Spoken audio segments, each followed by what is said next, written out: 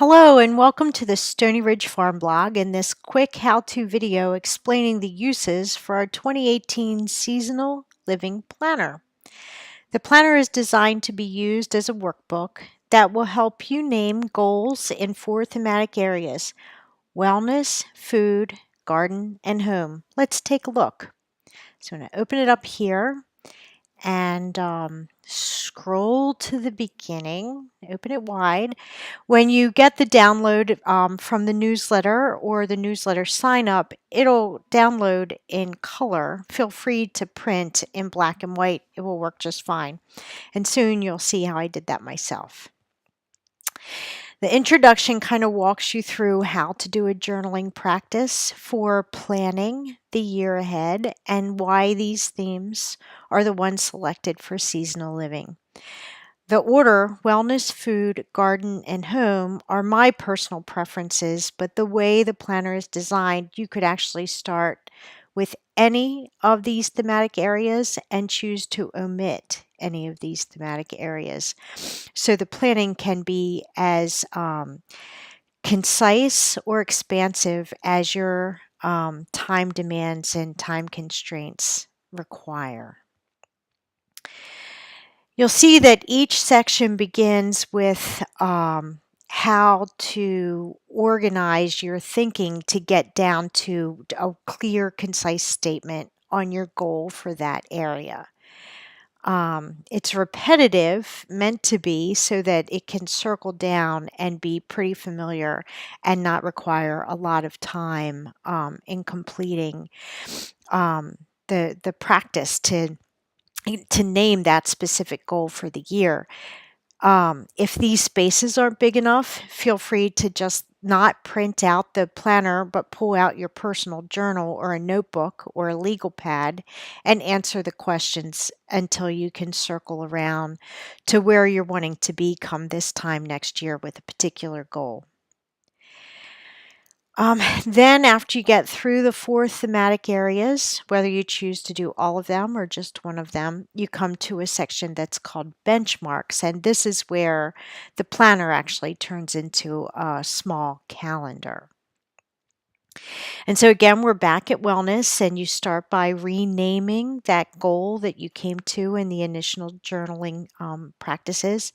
And then you go through the seasons of the year, breaking that goal down into objectives that will help you get to where you want to be again by this time next year. In a minute, you're going to see my journaling process and planning process for wellness, and you'll see that I only do winter, and come the end of March, I'll look at my goal again and complete the spring section, and so forth and so on. And it's like this for every thematic area of the planning. So here's for food. And you can see it's quite repetitive. Garden.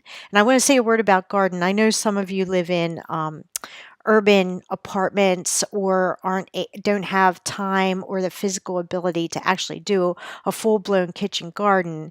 And this area is really meant to just help you get closer to the source of your food. So even if you can start sprouts in a windowsill or have a little herb garden in a planter out on your deck or something, you should think about that. It's really a quite healing process to tend to the origins of your food. Enough about that. Sorry for the diversion. And home. And again, you could be a person living in a bedroom in your parents' house or in a group home.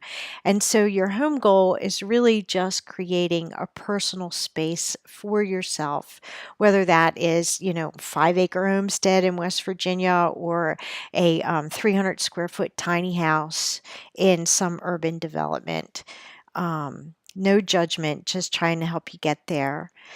And then this is the last page. We have some ways to stay in community with each other and talk about these goals and find resources to help complete them.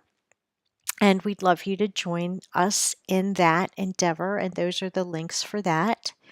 And then I wanted to show you what it looks like in real time. So here is my wellness journal for the winter planning. And my wellness goal is to really commit daily and seasonally to my journaling practice. And so you can see that after I went through that initial process of getting to my one thing, it's to rise by 5 a.m. each day and to meditate and journal and to take 4 one-day meditation and journaling retreats.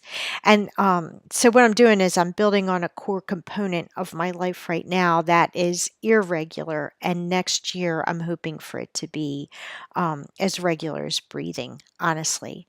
And so in January, I'm just going to start by evaluating my space, and because now I do it on the sofa in the morning when I get up, and I actually want to move it into my office and create a section of my office that is all about this meditation and journaling practice, and define the things that I need, and create the space so that by the fourth week in January, there's nothing getting in the way between me and that practice, outside of just getting out of bed when I want to get out of bed.